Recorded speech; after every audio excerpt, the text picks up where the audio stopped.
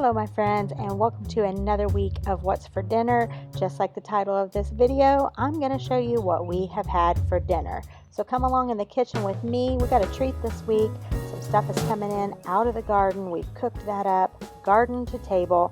We have a look at a delicious side dish. We have some takeout in this video even. We've got some delicious southern cooking. We have some ribs off the smoker. A lot of good things happen in here, including a strawberry pie made with Jello at the very end. So stay tuned all the way to the end if you want to see that. So join in. I've also got a little kitchen helper if you want to see him. So join in and hopefully you leave inspired and just kick back and enjoy as we jump right on into this video. Okay, look at this beautiful bounty from our garden. It is a big bunch of mustard greens, some green onions, and some radishes. I have a whole video showing a garden tour and me picking these and bringing these in. I will link to that below in case you haven't seen it, but I'm going to show you how I cooked up these mustard greens. So they were all washed, I patted them dry, and I just stored them in a gallon-size Ziploc bag, and now I'm going to cook them up. So I'm going to show you how I did that.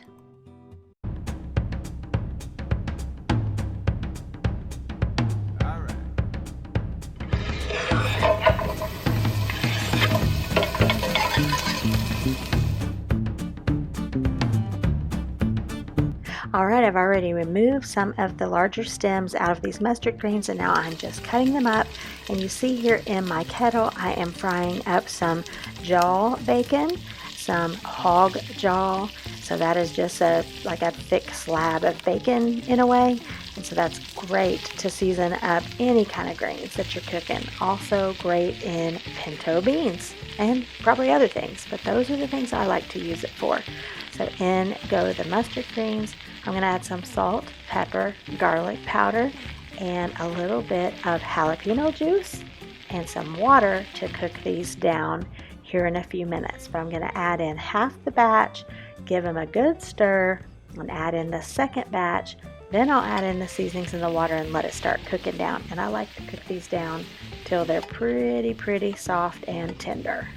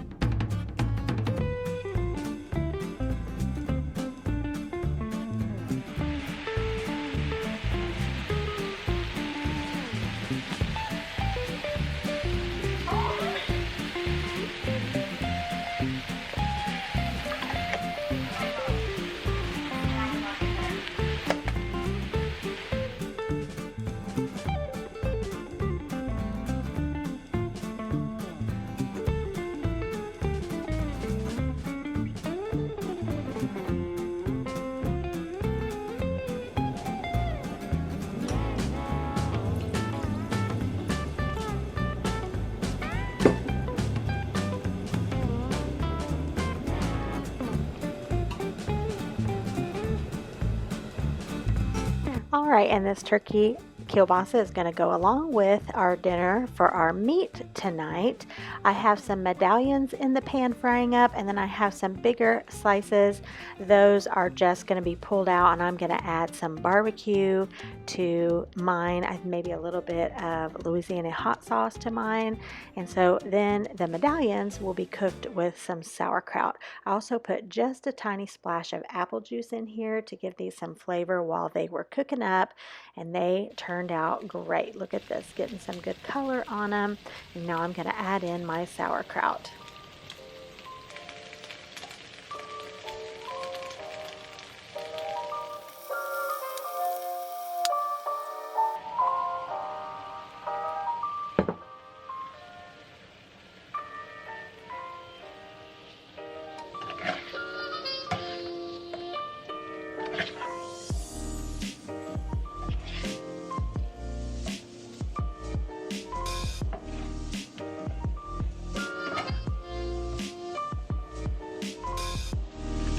And now we're going to move on to the fried cornbread. And sorry guys, I'm not measuring anything here. I'm doing this all just by how it looks. I kind of have an idea of about how much batter I want based on how many corn fritters or fried cornbread that I want. It's kind of like making pancakes. You just kind of eyeball it. It's kind of like, okay, I want however many pancakes. This is how much batter I need. So that's what's going on here. And my secret ingredient, Miracle Whip. That is going in next, and then I just use water, and I'm going to give it all a stir, and I want it a consistency very similar to pancakes to fry these up.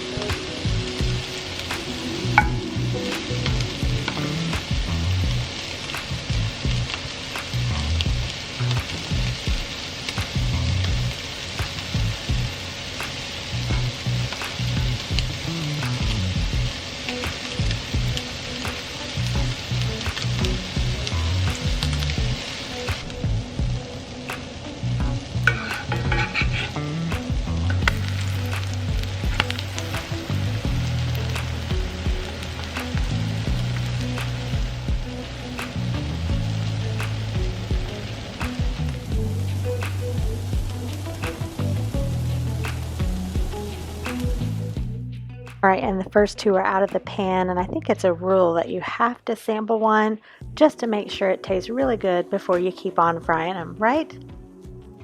And that batter ended up making 7 small ones and 1 a little bit bigger, and that was just the amount that we needed for dinner and leftovers. So here's James' plate. I served up some mashed potatoes on the side, sauerkraut and smoked sausage, and fried cornbread, and a green onion right from the garden. And then my plate, I had the mustard greens. James is not crazy about those. My barbecue smoked sausage, sauerkraut, mashed potatoes, the fried cornbread, and a green onion, and it was delicious. Uh-oh. It's okay, just stay on this half. You're doing a great job.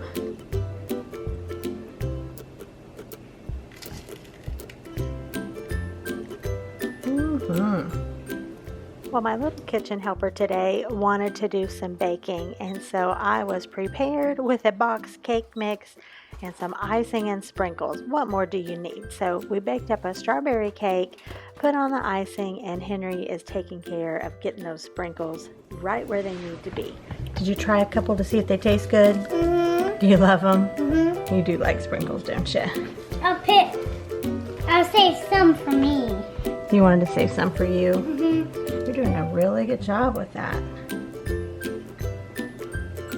Okay, put some over here on this side where it doesn't have any.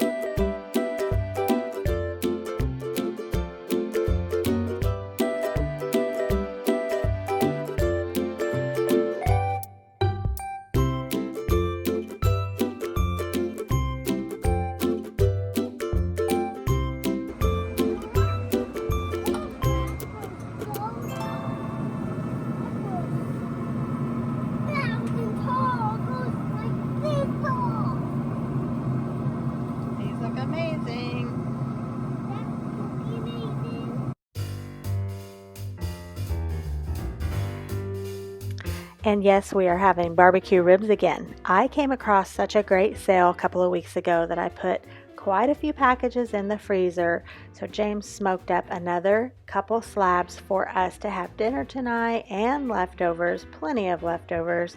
Actually, we even shared this meal. There was so much. This is a zucchini casserole from the zucchini from our garden last year. So I'm finishing that up, what's in our freezer. And then I made some baked beans to go alongside.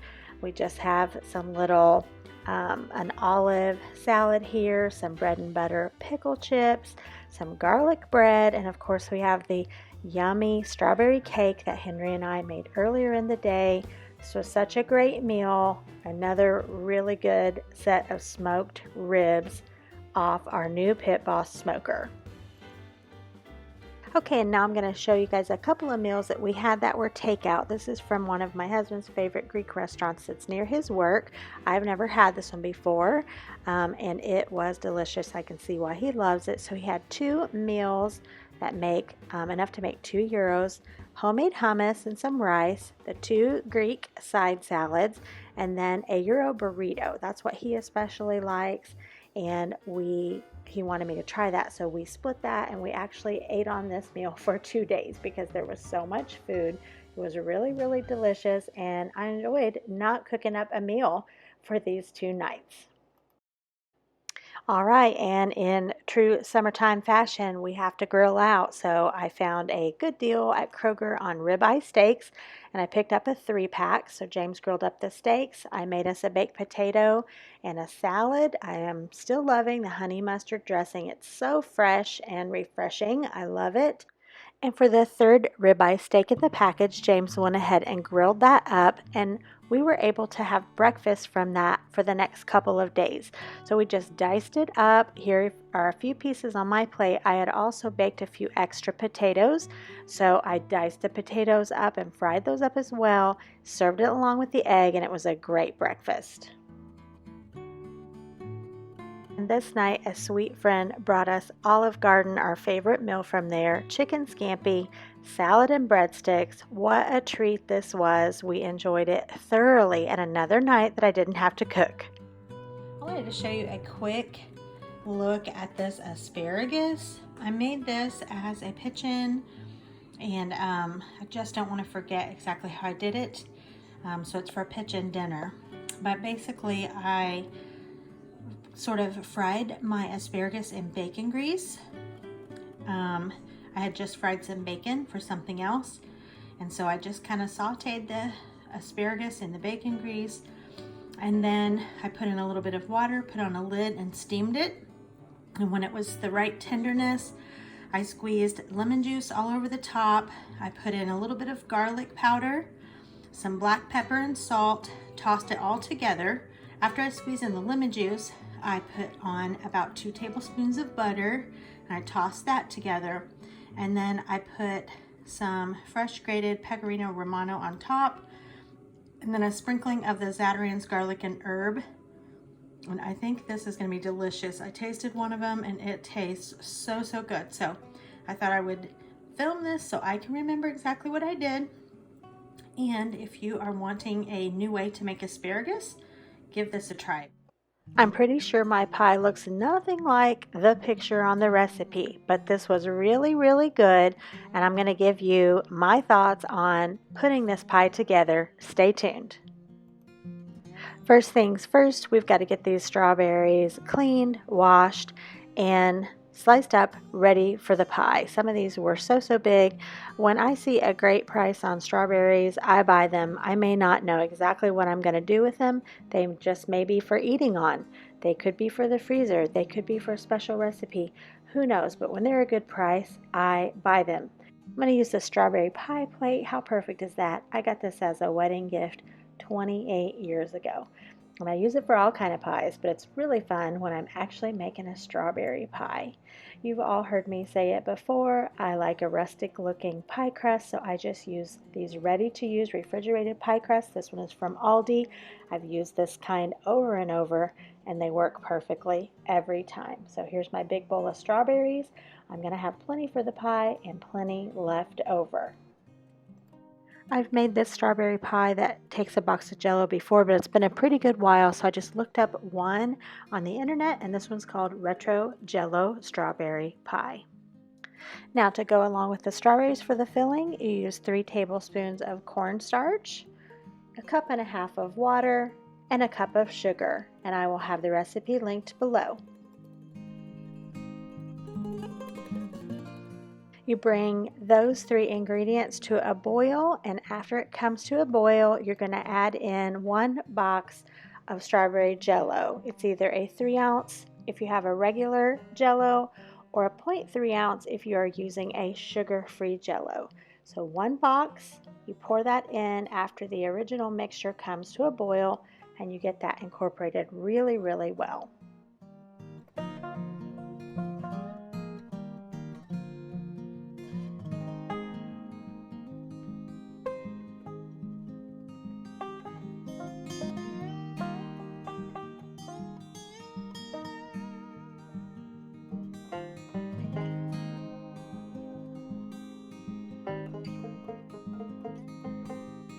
Okay, I am convinced these gorgeous pictures that you find on the internet are just to make you feel bad. Mine never turns out that way, at least. So I wasn't thinking I should have put the, the slice where you can see both sides, layered that up, and then just these on the top. And then I just kind of started, shoving them in here and there. So this is not going to win a contest for beauty, but I think it's going to be good. All right, and now I'm going to pour in the 3 tablespoons cornstarch, 1 cup sugar, 1.5 cup water, and 1 3-ounce or 0.3 if it's sugar-free ounce package of strawberry Jello. And in it goes.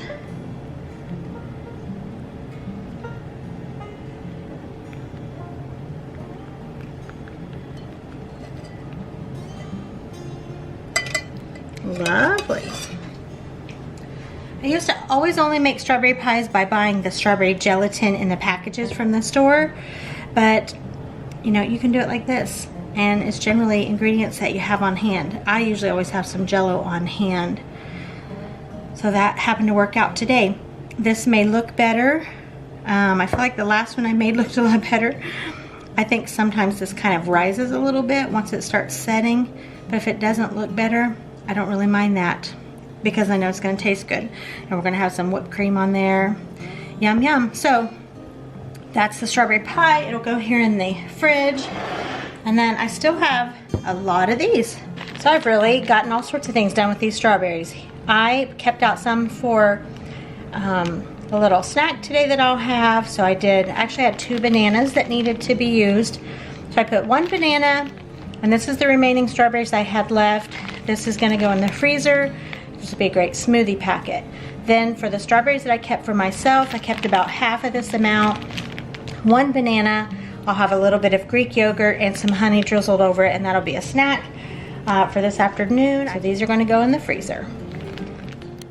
Okay guys, here is the finished pie. I decided to just add some more strawberry pieces on top of this gelatin after I poured it in. And here's what I'm thinking. The recipe says line the bottom of the baked pie crust with the strawberries. I think that's all fine and good. I would do that the next time. But I think I would save some prettier uniform type slices once the gelatin is poured in, then go on top with how you would actually like it to look. I think this is actually going to work out perfectly. And now that I kind of see how this set up in here, it's not even set up yet. I'm getting ready to put it in the fridge, but I feel like that's what I would do. I would put, whatever strawberries underneath. And then if you want to make it look, especially pretty, you could save out the pieces that you wanted to go on the top. So anyway, I just put several more pieces in, used up some more of my strawberries, and I think this is a great final result. We absolutely love the strawberry pie. I will definitely be using that recipe again. It was very good with some whipped cream on top.